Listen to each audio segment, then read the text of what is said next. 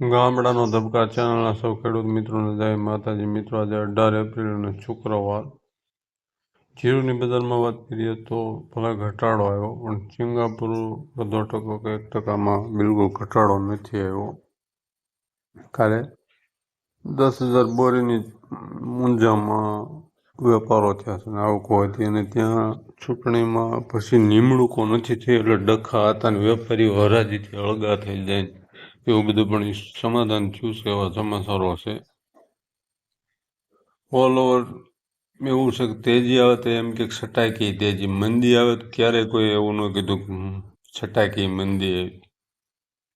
હવે શું બજારના અહેવાલો છે એ જોઈએ તો જીરુની બજારમાં ઘટાડાની ચાલ યથાવત છે. ઊંઝા સહિતના યાર્ડોમાં આજે કાલે એવરેજ મણે ₹50-100ની મંદી હતી. વાયદા બજારો પણ ઘટ્યા હતા. જીરુની બજારમાં ઊંચા ભાવથી લેવાલી ન હોવાથી બજારમાં તેજી અટકી છે. બીજી તરફ એપ્રિલ વાયદાની એક્સપાયરી આજે થઈ ગઈ છે. હવે સોમવારથી મે મહિનાના વાયદામાં કેવા વેપારો થાય છે તેના ઉપર બજારનો આધાર રહેલો છે. જો છટાકી ચાલ ચાલુ રહેશે તો બહુ મંદી થશે નહીં. બેન્ચમાર્ક જીરુનો વાયદો ₹140 ઘટી 24,500ની સપાટી પર બંધ રહ્યો હતો.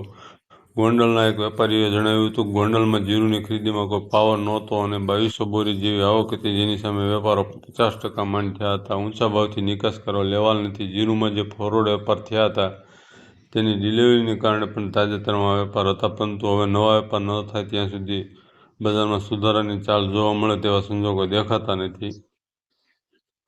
સિંગાપુર 0.5% 4900, કાંઈ ફારફેર નથી. સિંગાપુર 1% 4850 ફારફેર વિના. સિંગાપુર 2% 4800 ફારફેર વિના. મશીન યુરોપ 5075 25 ઘટાડો. શોર્ટકટ્સ યુરોપ 5125નો ઘટાડો.